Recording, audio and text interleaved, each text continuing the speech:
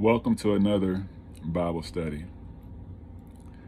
This Bible study is going to be on Genesis chapter 1, verse 1.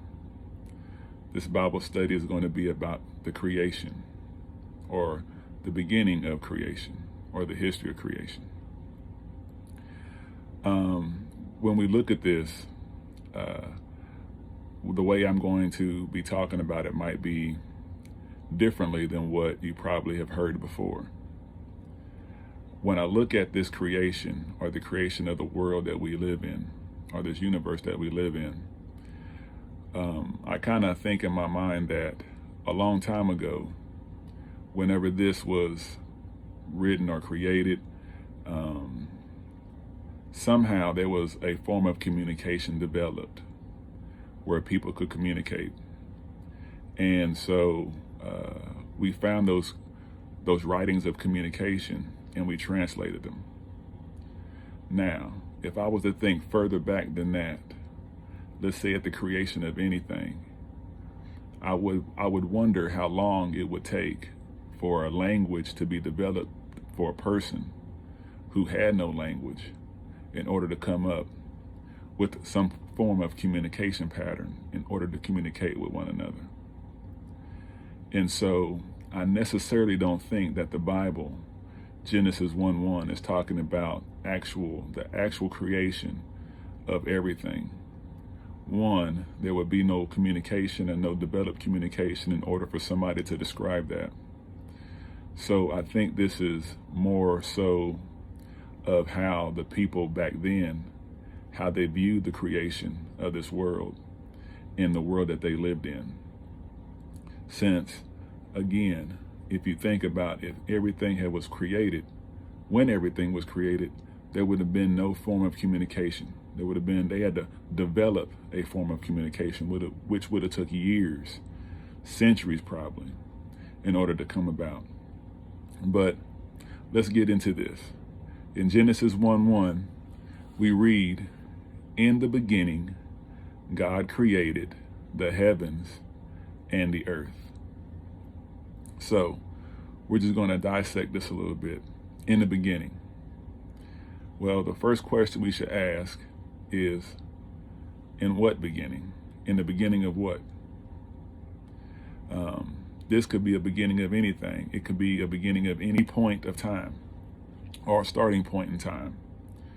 So what I normally do is I look up the Bible usages for these words. And so in the beginning means first, chief, first fruit, the best, principal thing. So basically it's just the start of something. Everything has a beginning. Everything has a starting point. And this is the starting point that I think this is talking about, in the beginning, just to give us a reference. I really think that these Bible writings were used to teach us. The amazing thing is that these Bible writings were written long ago, and they're still beneficial to us today. And it says, in the beginning, God. And so I do hear sometimes that everybody will have their own opinion about who God is. Well, again, we got to go back to Bible usages. What were they referring to? Because I wasn't living back then. So I have to dig and maybe look at some definitions, maybe some Hebrew definitions of the word God, to figure out what are they talking about. Well, in this instance, God is plural, even though it is singular. And some of the words that are used to describe this word God that is written here are rulers, judges, divine ones, angels, gods. It can also be in a singular meaning, and that could mean like God-like, goddesses, anything that is reflecting God. And so when I look at this word, I think about different scriptures that come to mind that might help me understand what this word is. One is where it reads, a virgin will give birth to a child, and we'll call that child Emmanuel, which means God with us. And so that virgin means young woman. So a young woman will give birth to a child, and you should name that child Emmanuel, which means God with us. Emmanuel just means God-like. It's almost to the similar wording as written on here. And so I'm assuming that this is referring to someone who is living, somebody like us, a human who has been born again, who has been brought back to his purest form and is divine. Someone who has taken out all the earthly desires and stuff like that in his heart. Someone who is who's very loving, somebody who is caring. And so I'm gonna say a divine one, and that will make it simple. Anything of divine. Even in Genesis, it says that God said, "Let us make man in our own image." So we should be reflecting God here on earth. When they look at us, they should see God. And so in the beginning, God created. That means that he shaped or formed the heavens. Another meaning of the word heavens is atmosphere. And also the earth means territory. So how did he create it? And what does it mean to create? And so we'll go ahead and break some of that stuff down. Creation is an action or process of bringing something into existence. To name a thing is to acknowledge its existence as separate from everything else that has a name. So naming something can also be a form of creation. We bring things into our own life by what we name it. Are you in a bad relationship? It's most likely you called a encounter with someone a relationship, even though deep inside you know you should have passed on that relationship or that type of encounter. But because we want a relationship and that's what we want to call it, it becomes real to us and it becomes a relationship. Even if the other person doesn't feel that way, which normally brings a confusion. Even when we look at racism, how did racism come into existence? By calling an act of something evil between humans racism. Before that, racism never existed. Evil already and has always existed. But to control how it was viewed, humans stamped the word racism on it. As soon as you name something, you bring it to existence. We can look at, a business. A business has different people who are part of that business to operate it. And that business will be in total chaos if positions wasn't named in order to have some kind of control over the people and what their positions are. Because without a name of the position, people will think who they think they are. And everybody would maybe go outside the boundaries of what they're supposed to. And when you put a name on something, it keeps everybody in those boundaries. It's kind of like taming people inside of an organization. When you put a name on something, they can't run wild because now they know what they're called. And so again, naming something is a very big part of creation. It's like also a child. We have a lot of children that are born every day. But to that parent, to personalize that child, we put a name on that child.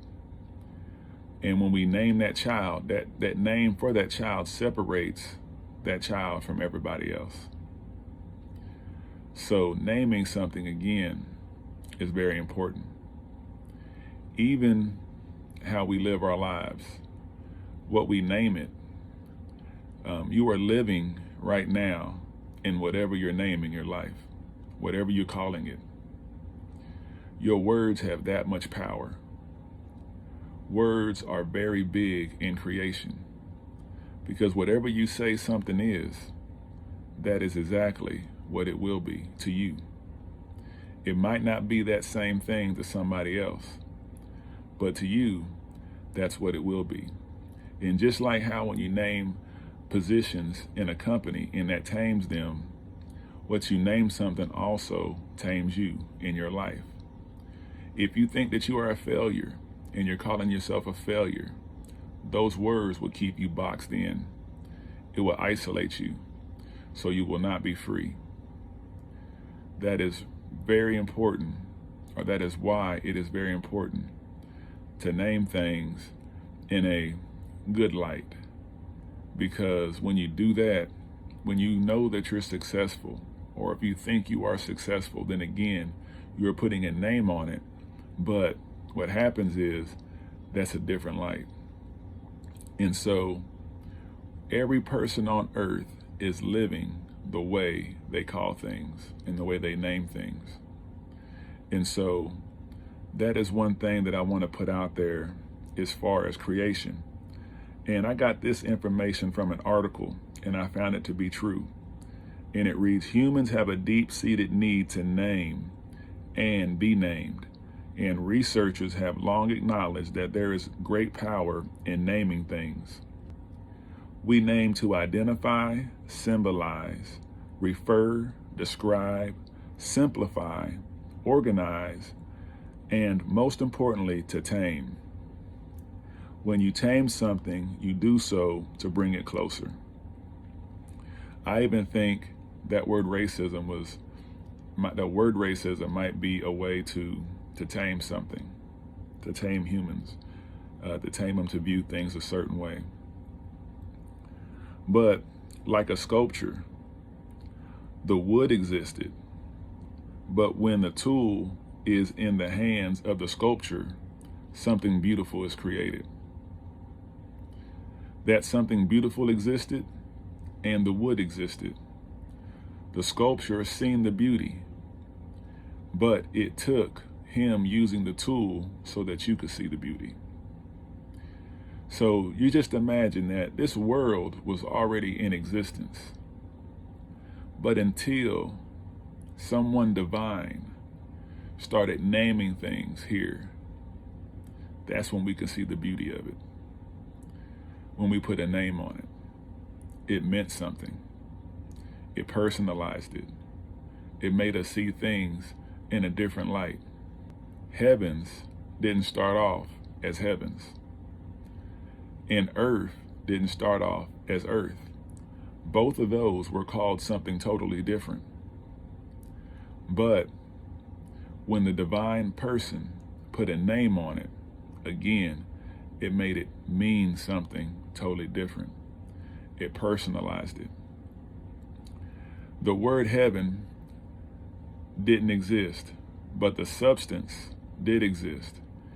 It was just not called heaven. God, or an awakened person, is supposed to be the sculpture carving things with his words so you can see the beauty of what was there.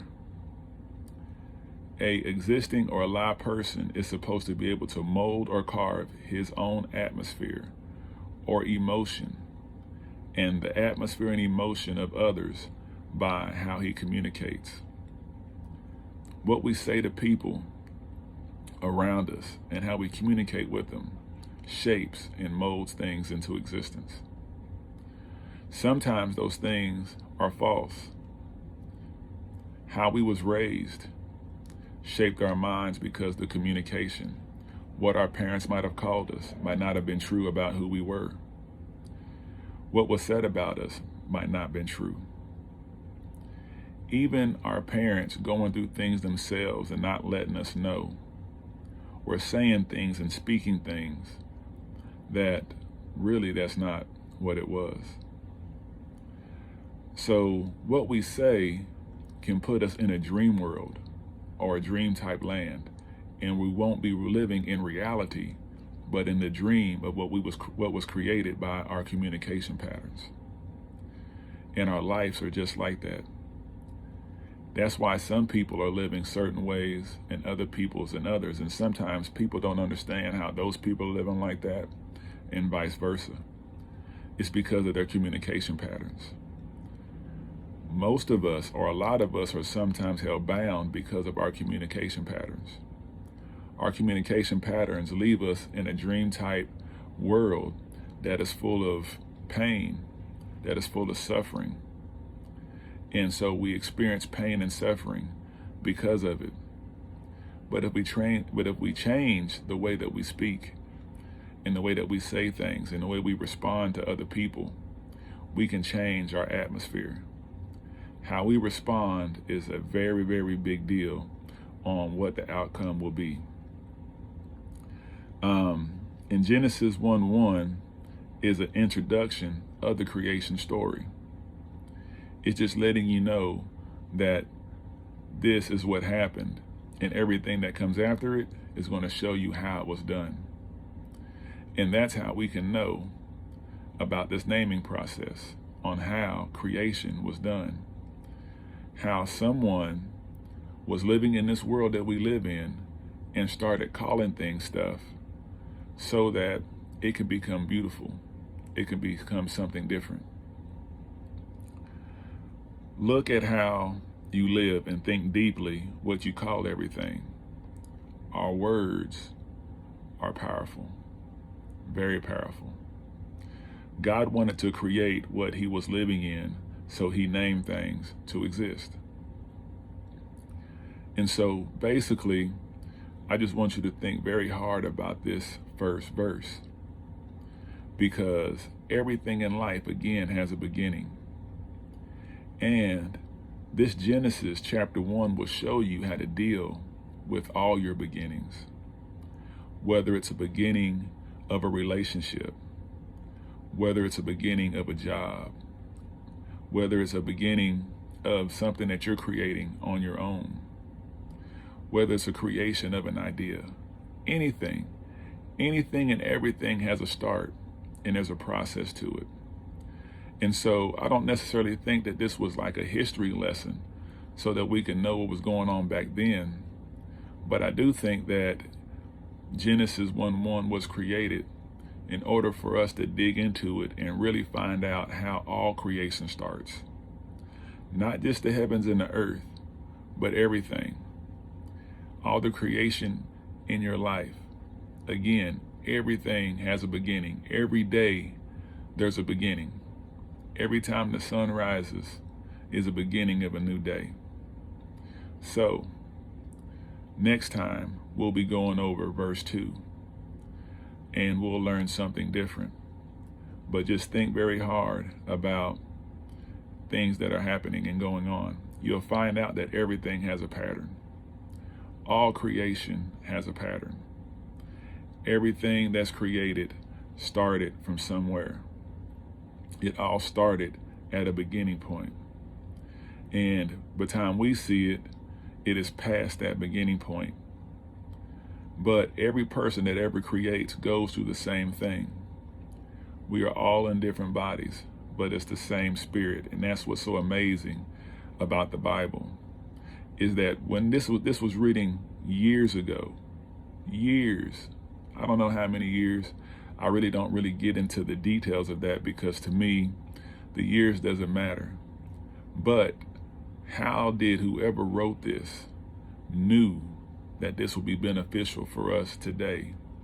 And how everything that is done is based off of what we're going to learn about creation. Because everything has started off that way. You can ask anybody who's ever started anything, and they will tell you what we're going to read about will be true. So we'll see you on the next study. And again, start thinking about creation. Think about things that you want to do. And then as we go over this, the scriptures will show you how you can overcome everything when it comes to creation. Thank you.